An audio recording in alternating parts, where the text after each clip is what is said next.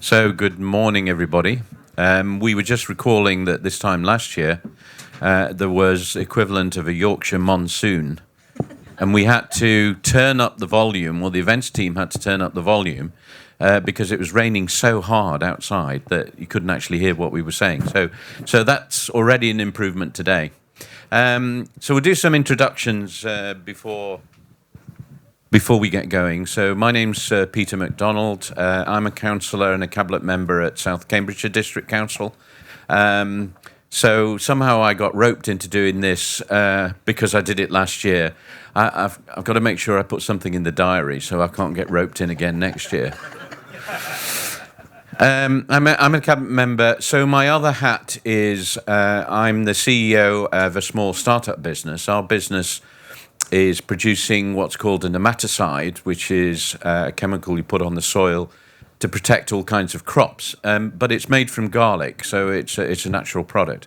And we export this all over the world. So this morning I was in touch with the US. I've been in touch. We had a call yesterday with Kenya.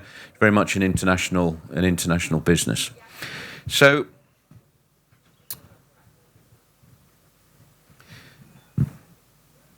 a bit of background on the Combined Authority and why we're here and why Agri-Tech is important, and then I'll let Andy and Rukhsana introduce themselves. So the importance of Agri-Tech to the county is very significant. We're growing a very significant number of vegetables, potatoes, sugar beet, high-value crops like that. We also have on our doorstep people like G's Fresh, who are operating, for those of you who know them, who operate all over the world. I'm actually doing a project with them in Senegal at the moment, which is growing onions in Senegal, would you believe, sourcing into the UK. So if we look east, or north and east towards the fens, towards Ely and then out towards Fenland, then you've got those peat soils, which are some of the most productive in the UK. And very successful businesses supplying UK retailers, but exporting as well. So in terms of the sort of net GDP agricultural output from Cambridgeshire, it's very significant. But of course, the other thing we have is not only the university, we have NIAB in Cambridge, National Institute of Agricultural Botany. You know, they've been established since before the war, and they're still recognised globally as one of the most important agricultural research facilities.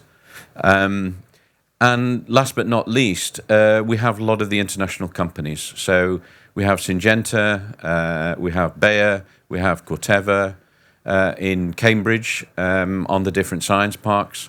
So they are really a powerhouse in terms of research and development.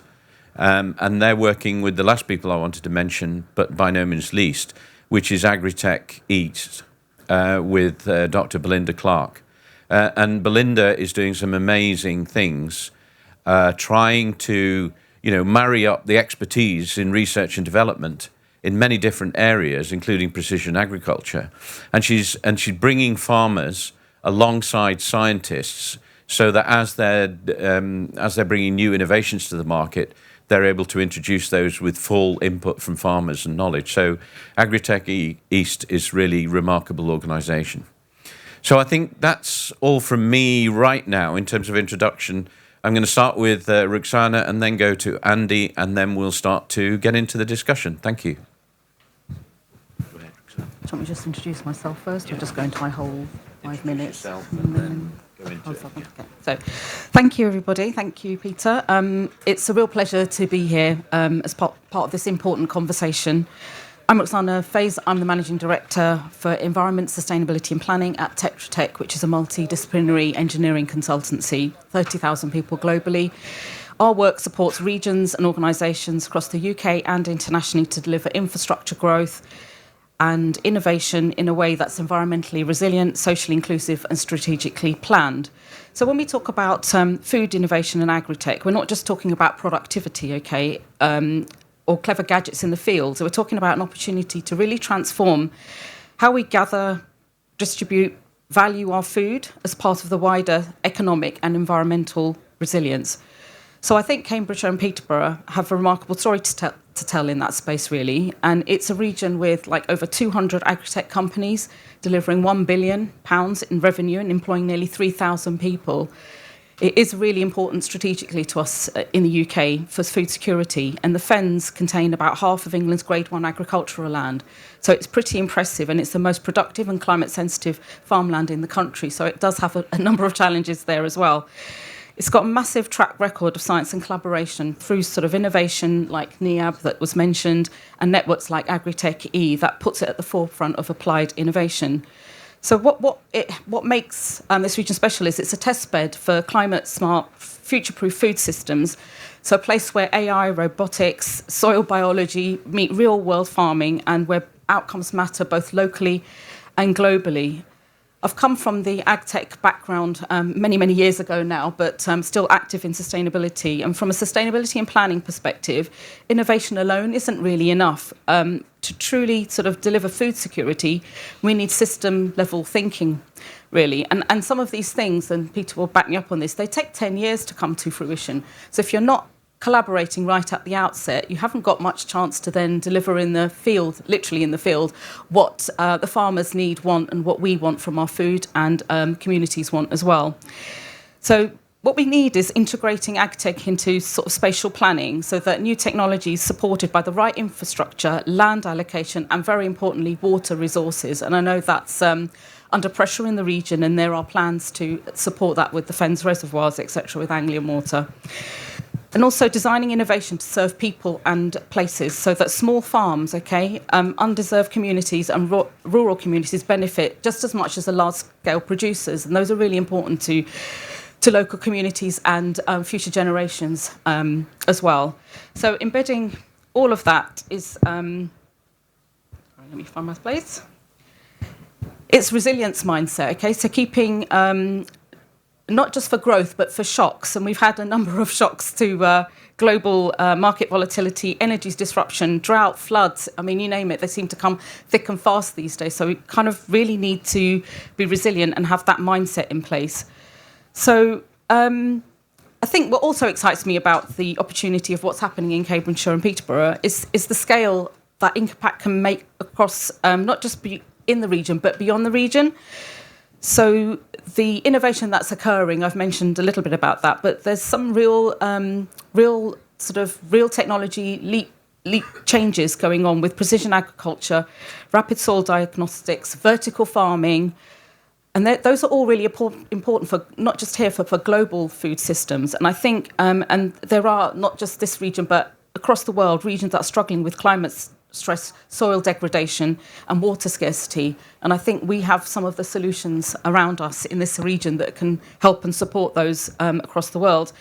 So my perspective today is that we need to see food innovation and agri-tech not just economic drivers, but they're strategic tools really for achieving environmental goals, reducing inequality, but ensuring food access in a climate-challenged world. So I look forward to the future discussion today and audience participation, so we'll please join in later. But really hoping that we can lead this region in a way to deliver food secure, climate resilient future for UK and beyond. And I'll leave it there for now. Thank you. Rukhsana, thanks. That's a fantastic introduction. So going to hand over to Andy now to introduce himself and some initial thoughts. And after that, we're going to dive in. And we've got some homework the three of us as a panel have got to try and answer, and we might need a little bit of help from you as well. Right, Andy, over to you. Thank you, Peter, and thank you for joining us today. A bit chillier today than it was on Tuesday, but thankfully, those of you who were on Tuesday, none of you got sunburned. So a bit about me. I'm the man that plants trees in this country, said the chief executive of Bentley Motors to me a number of years ago when he said, we need to offset our carbon. And I tried to help him, and I couldn't. And the system wouldn't let me. And I thought, when the chief executive of Bentley Motors invites you to go and see him and says, here's some money, go and plant trees, and you can't, there's a problem with the system. And that's why I set CSX up. And part of that problem with the system is around how it is cost effective. We have a need to change the way in which we manage land. Fundamentally, we're not in a climate crisis, we're in an environmental crisis. I have spoken to many, many farmers across the country, not just in East Anglia, but across the whole of the country. And not a single farmer has said to me, everything's fine. The most optimistic farmer has said, we've got 60 harvests left. On average, it's around about 10 to 15, maybe 20 harvests left. Let me tell you, I had one farmer say to me, quite literally, and I quote, I'm glad I'm going to be dead soon, because if we don't change the way we produce food, we're not going to be able to produce food. So farmers know they need to change the system. They're bound by a system that is fundamentally coming from reducing costs. Before I ever started planting trees, I used to work in the packaging industry. So I spent many years in the packaging industry, and I left the packaging industry when I just saw the retailers driving down the costs so hard, it just became an absolute nightmare. That has been passed down to the farmers. So we have a situation where the land is at a potential tipping point. Some say it's actually over that tipping point. We have to use the tools that are available to produce food. We still need to produce food as a society.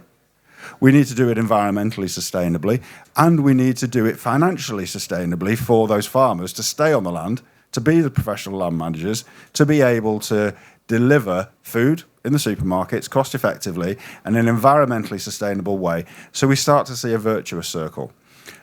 The solution to that, in reality, has got to be cost-effective use of technology, because there aren't enough people. Quite simply, there aren't enough people to do the work that used to be done 100 odd years ago when we managed the land with people on the land. We now need to use technology to enable cost-effective food production that the consumers are prepared to pay for, the supply chain is prepared to cover the cost of, that can also start to deliver environmental return to nature, so that we have a recovering natural ecosystem as well as sustainable farming and food.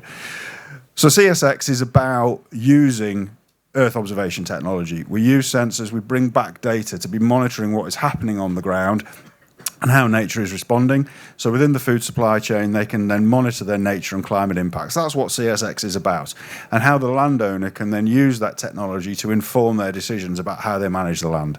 And I think technology is going to be what enables us to have a sustainable food supply system, both environmentally and financially for those that have stewardship of the land and that food supply chain. Fantastic. Okay, so I suspect technology, surprise, surprise, and its adoption in Agri-Tech or agriculture is going to become a theme. Okay, so between the three of us, we're going to address some key questions, and I'm going to kick off. The first key question that we have, and I'll start and then I'll throw it open to Rukhsana and Andy. What opportunities and benefits could innovation in food production and Agri-Tech bring about for Cambridge and Peterborough region? So when I was considering this, I think a good way to look at it is actually to go back 40, 50 years maybe. So we went through the Green Revolution, the adoption of new varieties, especially for growing cereals in Cambridgeshire. I'll talk about vegetables in a second. So we went through the Green Revolution, and we've started to embark on the gene revolution, certainly in hybrid crops as they've gone along. And also in terms of vegetable production, plant breeding has brought about enhanced pest, disease resistance in vegetables, ability to tolerate drought. I was talking last year about tolerating drought. Whilst it was raining so hard here, people could barely hear me. But believe it or not, we do suffer from issues of drought in Cambridgeshire. So that's thinking of going back 40, 50 years and what technology brought at that time and innovation brought at that time. And then now trying to think forward what it could bring. Stephen and I were in NIAB fairly recently in the past few months. There is some quite amazing work going on there, not just in broadacre cereal crops, but in root crops as well. And of course, at the moment, quite a lot of that is non-GM work. So it's breeding enhancement and all the rest. But we're all waiting to see what's going to happen with US trade agreements. Will there be an element of a US-UK trade agreement that starts to introduce elements of GM? I don't know. It's probably above my pay grade. Right. Rukhsana, I'm going to start with you and then go to Andy. What opportunities and benefits could innovation in food production and agri-tech bring about? Rukhsana. Yeah, thank you. I've been pondering on what you said about the past then. So looking back 20 years ago when I was earlier in my career, we used to dream about precision farming and drones and soil sensors and all of that great stuff. And then I look back sort of probably 5 years ago, and I saw that technology being used in the field, sort of in South America for bio crops out there. And I was just looking now with the advent of AI and what that's doing to farming and the data that we have and the feedback loops and the machine learning that we can use to better inform ourselves and therefore use less nutrients into the soil, use less pesticides and etc. Just is making a game changer, I think, to the way that we farm now. So I think I really love the fact that Cambridgeshire and Peterborough has that technology on its doorsteps, and not only that, it can lead the world in developing that. So I think it's global expertise that we have that we can help with food security globally. I think having the technology also helps with resilience, doesn't it? Like with smarter sort of year-round production, shorter supply chains, technology that reduces waste. So there's a lot of waste, and so let's not be wasteful using the technology that we have.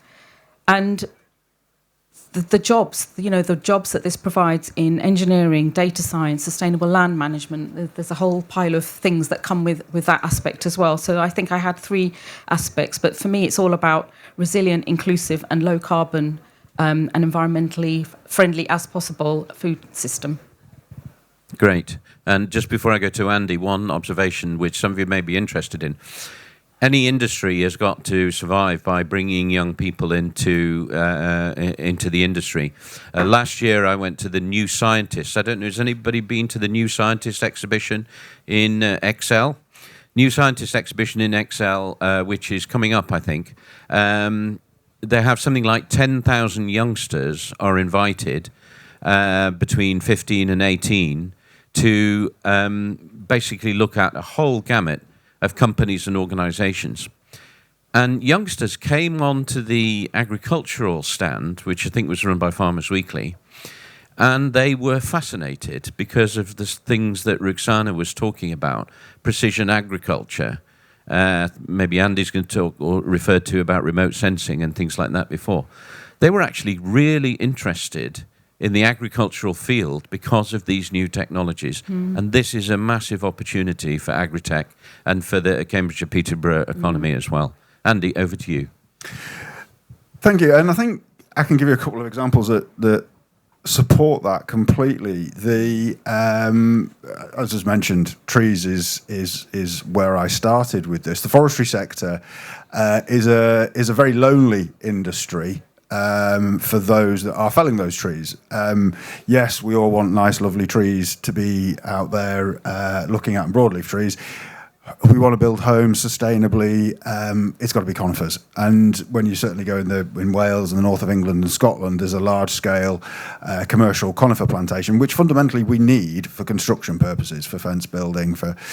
Now, the big machines, if any of you have ever seen them, the big machines that fell those things, it's a very lonely job. You literally sat out in a forestry in a machine for a very, very long time. It's a real difficulty getting people to work in that industry because it's not very appealing. So one of the things they did is a big company called, there's a few big companies that dominate the machinery manufacturers. What they actually did was they created a simulator. They created the simulator first to go out for training purposes because it was therefore going to be easier to train. They thought, well, hang on a minute, this simulator works really well. Let's start taking it to shows, to fairs, where kids are going to be. It's basically a video game. And those kids absolutely loved it. And that turned the recruitment process from a challenge into actually something that becomes a different message to young people coming out of college to say, here you go, this is a video game. It's actually going to turn into a job for you. And it's a very highly paid job in that sector. And it's the same with tractors. I know a number of tractor drivers now who literally just sit there, hands off the steering wheel, hands off everything. They don't touch a thing other than the joystick that controls the machine, other than pressing the odd button. You're not talking about Jeremy Clarkson, though, right? No, I think Lambo tractors are probably a little bit outdated for technology. But if you look at what Caleb's driving, I'm sure when the new season starts, if any of you look at what Caleb's doing, you'll probably find he doesn't spend that much time steering the thing. He's actually controlling electronics. So, well, there's huge opportunities to entice the new generation in, and I think what that is part of is the data that enables quicker decision making. What we need to see for the professional land managers who produce the food, who are the ones that are out there deciding what rotation is going to be, what needs to happen to get that crop is, they need data, they need it quicker, and they need the ability to adapt to the plans with climate change, with water table levels, what's happening, how is their crop growing, what do they need to do, so that they can then send that tractor out, send that spreader out, send out that technology that can spot spray on a drone to deliver fertilizer or deliver weed killer in the right space. It's about using those technologies to enable rapid decision making and rapid responses in what will become a changeable environment for more rotational crops. Great. So that was all about opportunities and benefits. So I think there are some fairly significant opportunities and significant benefits we touched on. A second question that we're going to try and address is what makes the environment in Cambridge and Peterborough so unique with regards to innovative food production and agri-tech, and what makes it so successful? So I'll start again with some thoughts. Well, as I alluded to before, we've got a very unusual and very good laboratory, you could say, in Cambridge and Peterborough. Why? Because we've got the likes of NIAB in Cambridge itself. We've got the multinational companies. All of those multinational companies are putting anywhere between 15 and 20% of turnover into research and development. Almost without exception, the Syngentas, the Cortevas, the companies like Bayer, and employing a lot of people, and those people and their headquarters in Cambridge and Peterborough. But we also touched on, and also mentioned the work, I'll give another plug to Belinda and Agri-Tech East, because what that's doing then is taking some of the leading edge technology, putting it right in front of farmers, you know, at a very early stage of development, and basically saying to farmers, do you like this? Do you think you could adopt it? And how does it need to change to make it come to the market? So if you look around the UK, there aren't many examples of that where it's integrated in that way. So you've got the we'll come on later on private and public sector, but you've got a really interesting mix of private and public sector and research organisations, all, you know, within a 50, 60-mile radius of each other. So I think that's my take on the environment. Rukhsana, over to you. Okay, thanks, Peter. So that's a good intro. So I've got similar points, but I think the first thing is about the Fens itself. I think I mentioned it's 50% of England's most productive Grade 1 agricultural land, so it's got a natural platform for precision and high-yield farming, hasn't it? Because it has that in its gift. It's a natural aspect of the area. You've also got an dense agri-tech ecosystem, okay, with clusters across robotics, AI, sensor technologies, and next-gen foods and regenerative farming and vertical farming. I mean, that's all sort of happening here. So it's not just about farming, it's the deep seat of innovation as well for me. And then there's the sort of strong science that we have in the area. And I think last but not least, you mentioned on the sort of the leading crop protection companies in the world, Bayer and Syngenta, are in the region too, and they are researching heavily. And you've got the Oxcam corridor with the researchers there.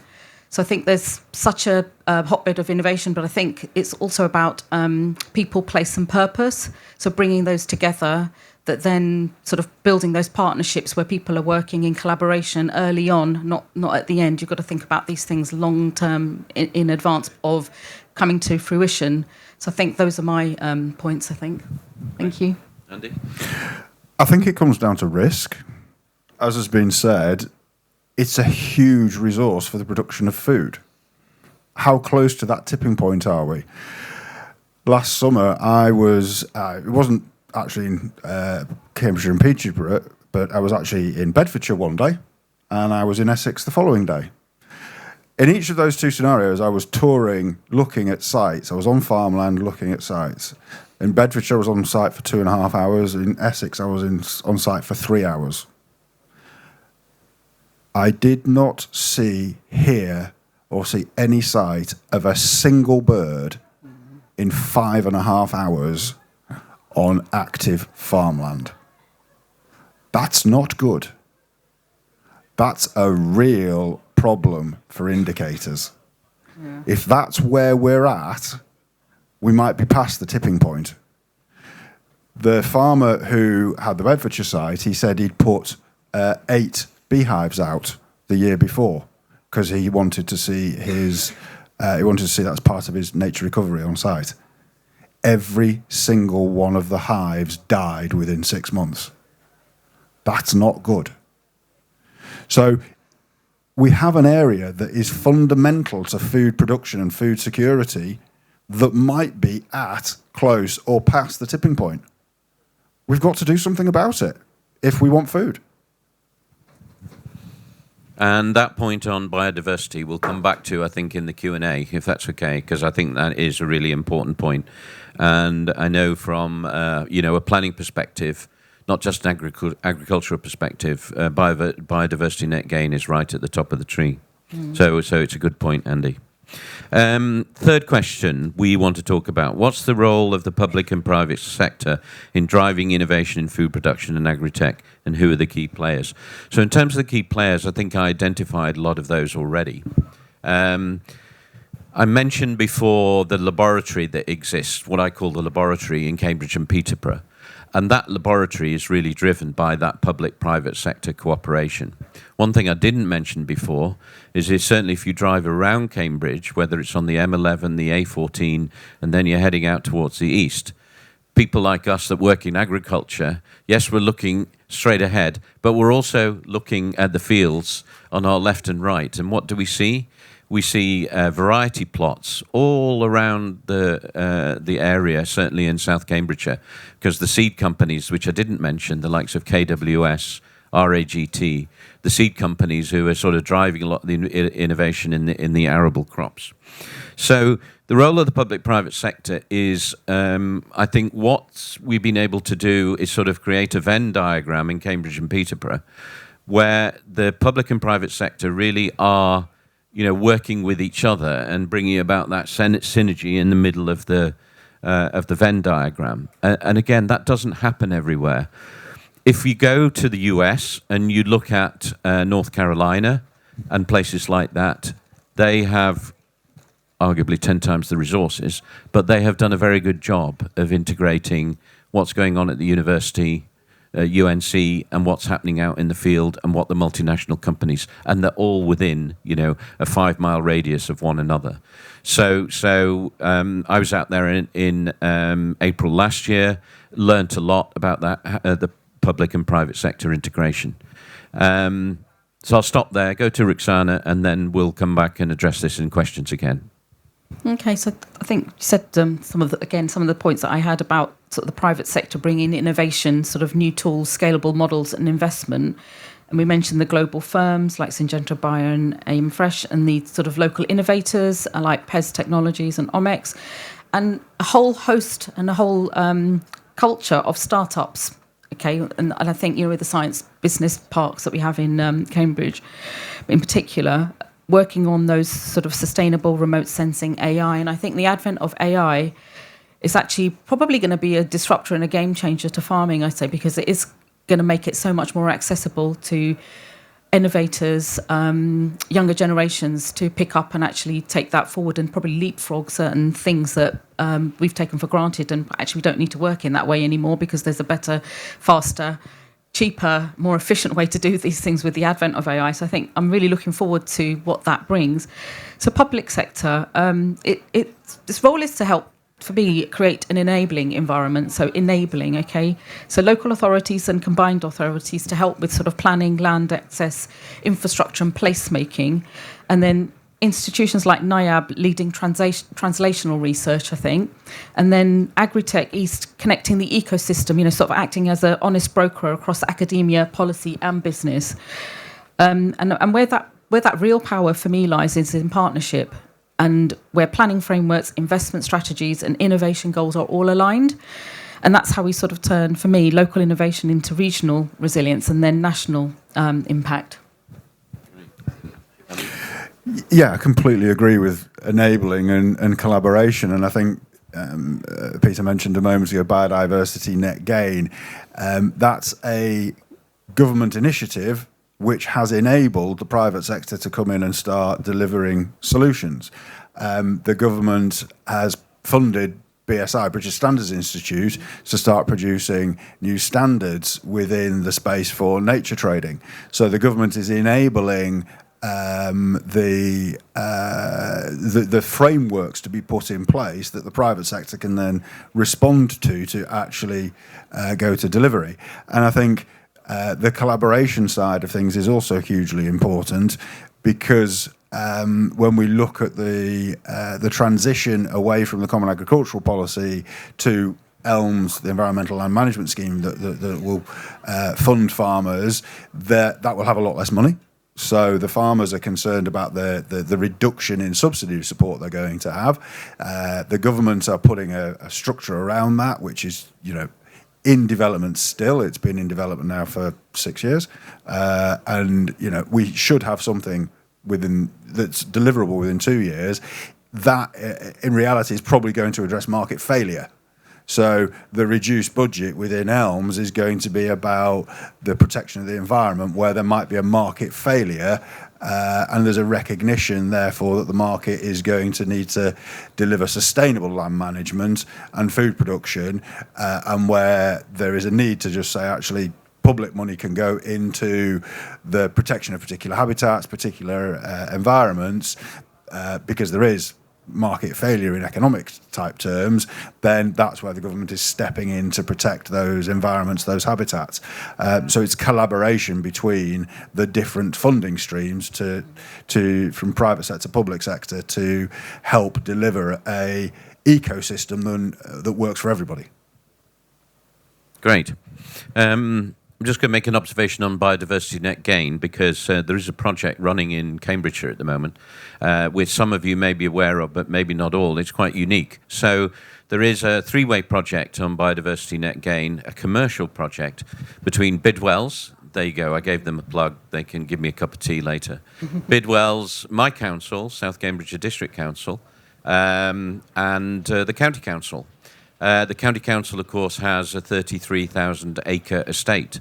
I think it's still the largest in the UK of a county council. Mm-hmm. And the three parties have come together, so put two public sector and one private sector, so that Bidwell's can basically sell or obtain credits for biodiversity net gain, and it's doing it on a county council farm.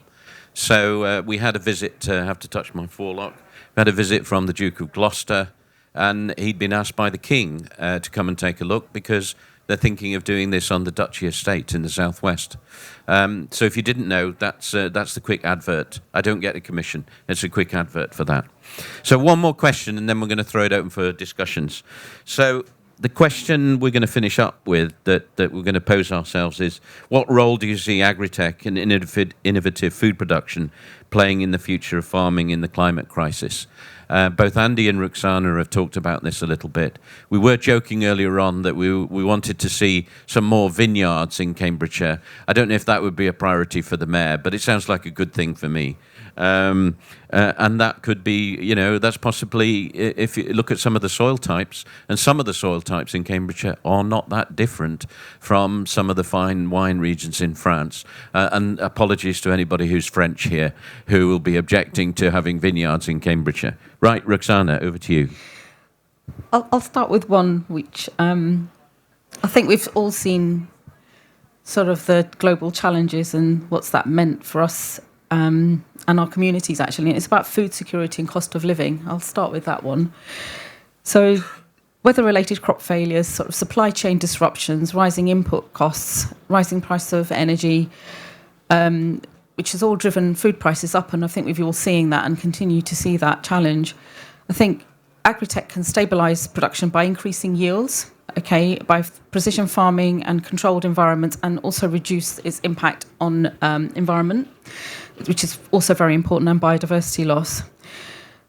And I think it will help reduce our dependency on imports and improve our year-round local supply. And finally, also minimising waste through the supply chain. So for me, food security and cost of living, really important. I think Agri-Tech has quite a big role to play. And we shouldn't, I can't overemphasise the food security and being kind of in charge, being in control of our own food supplies is really important to us as a nation, and one that we can't afford not to have and harness and hold and keep. And so some of the worrying things about what could be happening to our natural environment and our natural capital is a worry, and we do need to work hard to maintain that because it's so important. Great, Andy. I think it's about how that mix on a farmland comes together. So farmland, food production has generally been one particular food system, large scale. We're going to see a move to greater rotations, greater mixes of different types of crop produced. And that goes not just down to we're going to change the season, we're going to change the arable crop each year, bringing livestock back into use, putting different elements back into rotational land management. To do that cost effectively at scale is going to need data, it's going to need information, it's going to need the technology to help it be done efficiently and adapt to change. Is the land, because as the land changes, the management of that land needs to be adapted as well, because Mother Nature does not respond to a DEFRA playbook. Mother Nature will adapt in ways that we haven't understood or appreciated. So we need to be able to adapt to that, respond to it, and amend the land management techniques. And I think technology will play a huge part in helping that decision making and then implementing it in a way that is responsive to timescales and also cost effective. Fantastic. Look, we've got to the end of the section that we wanted to do, and I hope that's been insightful for all of you. Really appreciate the inputs from both Rukhsana and Andy. I'm now going to throw it open. And your questions, your observations, things that we've not addressed, things that we should address more strongly, Cambridge and Peterborough. Who wants to be first? Please, go ahead. Yes. I'm afraid I'm going to own up. I come from Essex, but I know Cambridgeshire and Peterborough very well. So our farming soils down in Essex along the Thames estuary are, we're in one of the driest parts of the country. We watch the rain go around us, literally go around us. One question for all of you. Water. How does Agri-Tech, what's the solution there with water? We haven't touched on it yet. That seems to me one of our greatest challenges wherever you are. You've got your own unique issues where in your part of the country, but the availability of water, particularly in this year that we're looking at the moment, I mean, we are seeing yield drop off a cliff edge at the moment. Your thoughts on that, please? A couple of thoughts from me to start with. So it kind of goes without saying that some of the varietal development, whether it's cereal and oilseed rape crops, could maybe help us. You talked about yields dropping off a cliff. Yeah, you will know as well as I do that there'll be varieties in the ground, winter crops in the ground, which are more drought tolerant than others. So breeding can be part of the answer. I think technology in terms of water management can really be something. The Americans are far ahead of us in this. And the reason is because, surprise, surprise, if you're farming down in Arizona or you're farming in one of those territories, you really have to get your water management right. And your water management is one of your most important inputs. And as Andy referred to, maybe there will be a reconsideration around rotations in some crops. So for those of you who don't know, for every ton of potatoes, it takes 10 tons of water to grow that. So the Asian equivalent of growing rice also takes a very significant amount of water. So maybe some of these carbohydrate-based crops, we have to think about, are they sustainable? There are parts of Ukraine where it's not sustainable to grow potatoes anymore. Yeah, I think you're right. Water is a big stress, and in various parts of the country, and will continue to be so. And it's only probably going to go one way. I think with the sort of generation with AI and better climate knowledge and how the data feeds back into forward thinking and planning, there is something about how you structure your water and your infrastructure around looking forward with the data that you have, the climate data that we now have access to.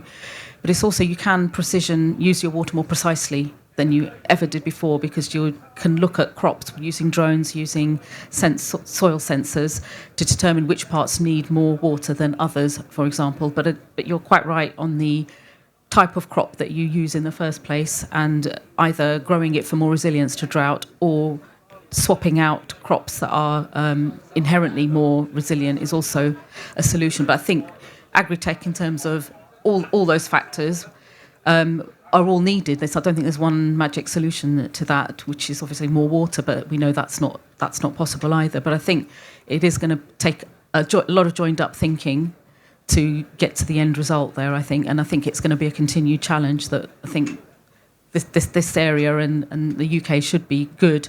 Like you say, there's lots of good practice already, knowledge elsewhere that we can harness. It's not the only area. You see what they're doing in the Middle East and farming there now. So, obviously we can make it work. Just have to think harder and deeper. I think there's an opportunity for more informed land use change, decision making. So how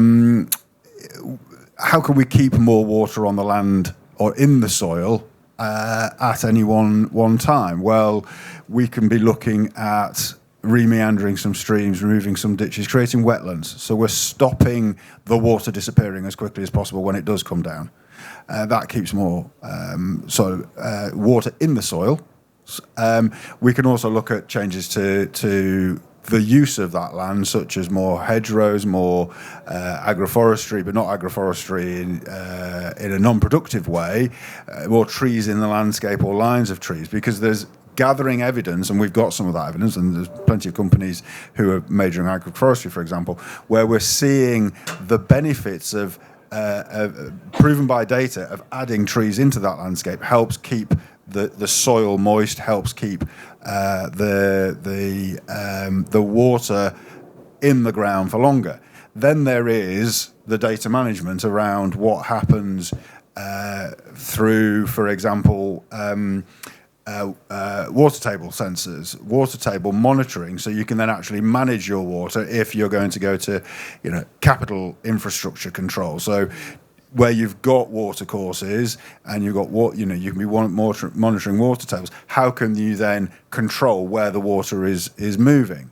So it's a combined solution for stopping the water disappearing in the first place and then managing it when it is there. And also understanding the impact of major waterfall events has. I don't have any data that I could show you, but because I'm prepared a presentation, but we've got an incredible graph, which we're exploring. We don't fully understand it. We have a set of sensors that monitor the CO2 levels in an environment and the water table depth and the rainfall. And it is absolutely extraordinary. It doesn't matter whether it's peatlands, soils, whatever. After a dry spell, the way the ground literally breathes. It's incredible, the changes in the graph. You have a major waterfall event, and the CO2 changes go off the charts. And that's because the soil is basically breathing. And it's that sort of thing that helps us make more informed decisions about what is happening on the ground, and therefore what sort of crops might be best, and how do we best anticipate, using AI, using technology, what to do when rainfall happens, and where do we then try and control that water from going. Great, thanks a lot. More questions, please. I have one question that's been sent to me. Okay. From someone who's had to run away. However, they've said, thank you for a fascinating bit and also slightly worrying insight to the sector.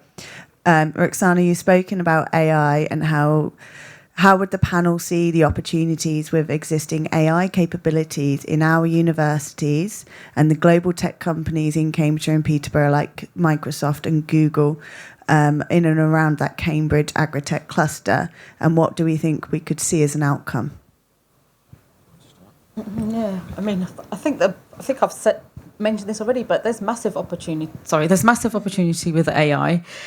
I think I was with Google like 5 years ago, and they showed me their precision farming, and their sensors, and how the drones were feeding back data on crop health, and then alerting these sensors to then feed the plant with either nutrition or pesticides or whatever the plant needed for its but most growth potential and highest yield, etc.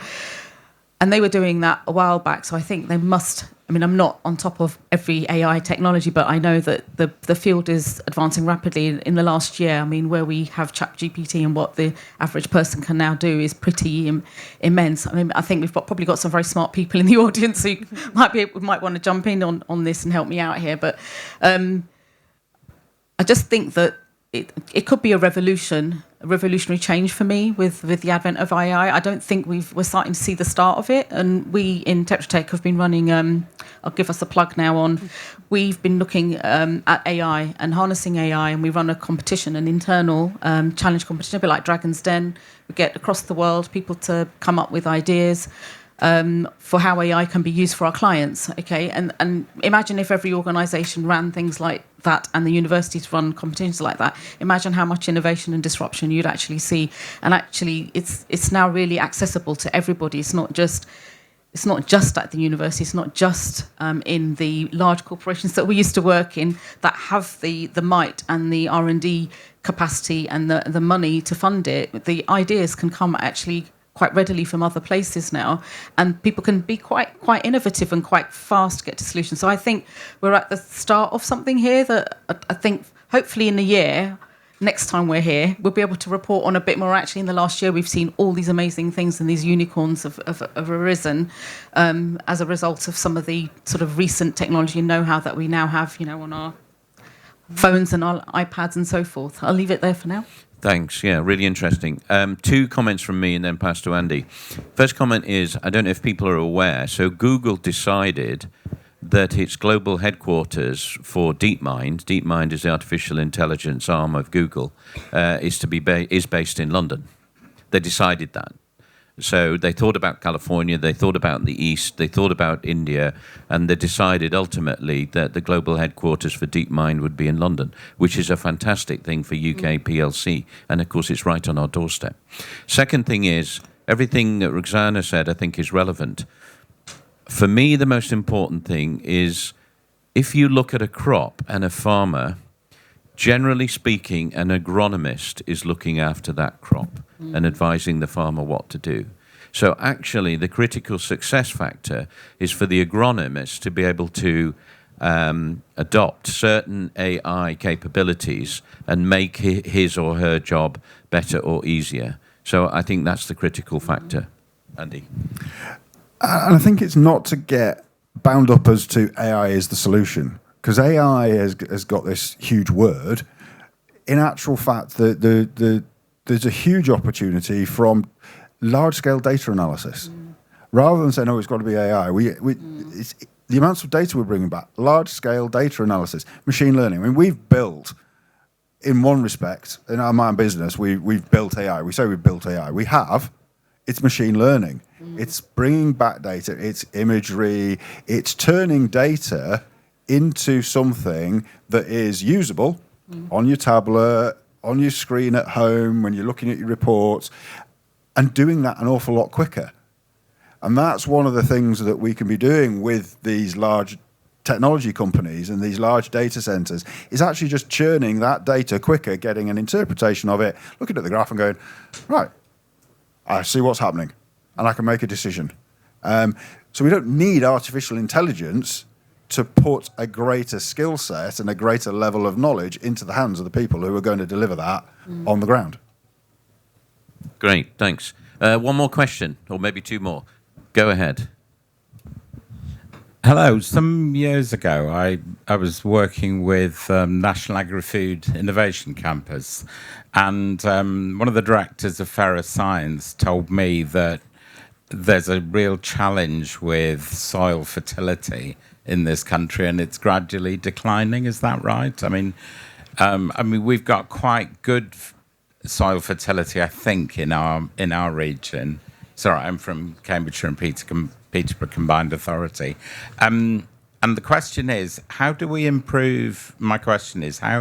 might we improve soil fertility organically rather than using synthetic chemical means? Is that possible? Yeah. So quick comment from me and then hand over to the other two. It's a big subject. Soil fertility is a massive subject. Rotation is the first thing that comes to mind. Where we've seen in Cambridgeshire, less so going over towards the fens, cereals and all-seed rate rotations year after year after year after year, soil fertility will decline. And then farmers with nitrogen, phosphorus and potash are looking for ways to top that back up artificially. You're quite right. There have been cash crops like linseed, like borage, like other things, some of the spring crops also, which have allowed, some fallowing over winter and to some extent will help top up the fertility in the soil. So I think rotation is a big part of it. What's going to be very interesting now with sustainable farm incentive, where there is real money behind environmental schemes, and some of that money relates to soil health, and it's real money. It's not something theoretical. So we won't know for 5 years, maybe 10 years, but there is capability that SFI could improve that. Rukhsana? Yeah, I think you're right. The soil health has been declining, but I think this has been a steady decline over a long time. It's been a long time coming, I suppose, and I don't know when it hits the edge, but I don't think we've exceeded that planetary boundary yet, thankfully. But it's also food nutrition, isn't it? The food that you then are growing, the nutritional value of that, is it also, as I understand it, been declining over a number of years. I think the regenerative farming techniques and technologies that Peter mentioned, they are what people are doing to try and boost back the productivity and the soil health, if you like.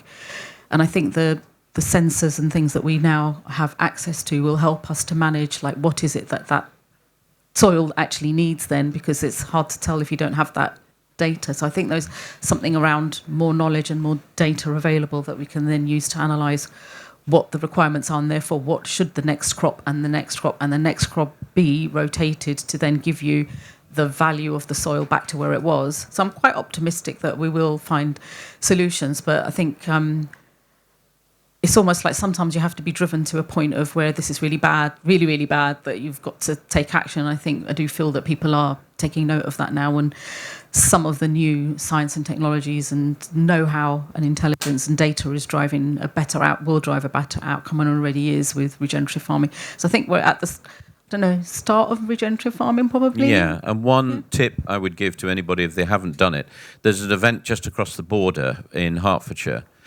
called Groundswell. And that event started, well, I think 10 years ago now.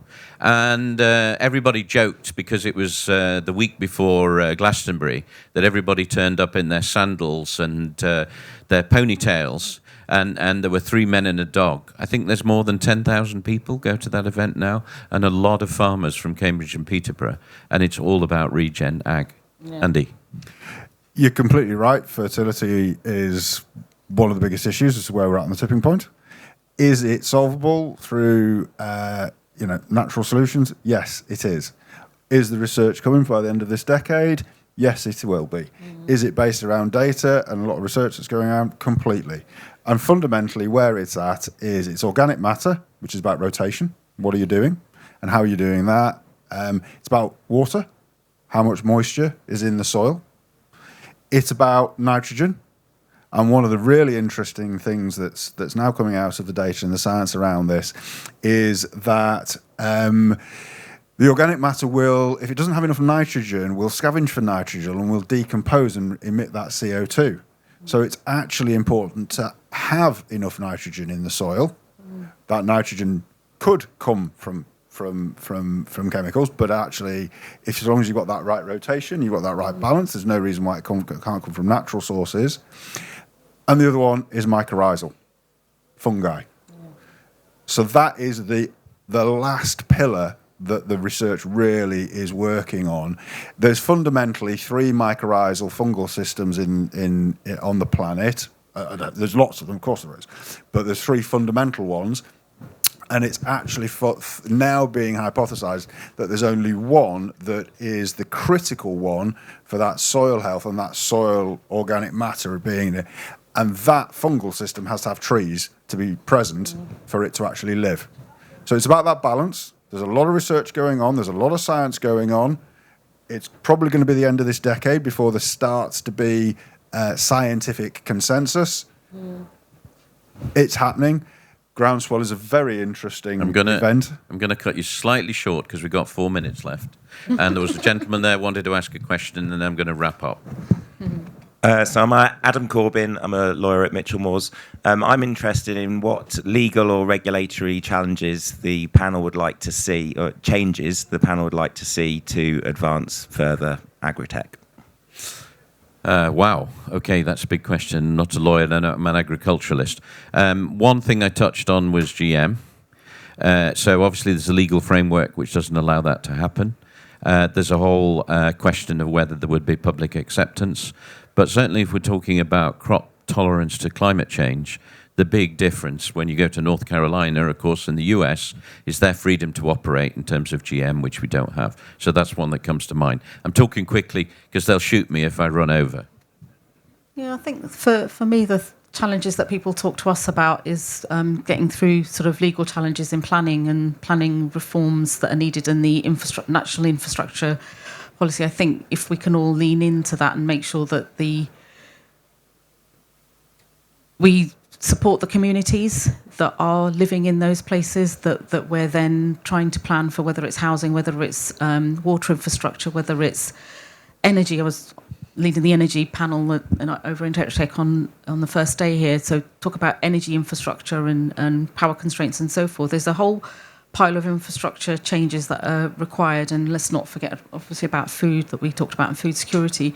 They do need to all align, and I think policy and legal support for those and making sure that our communities' interests are met, as well as the future generations that are coming along. I think that would be my plug for what we wanted.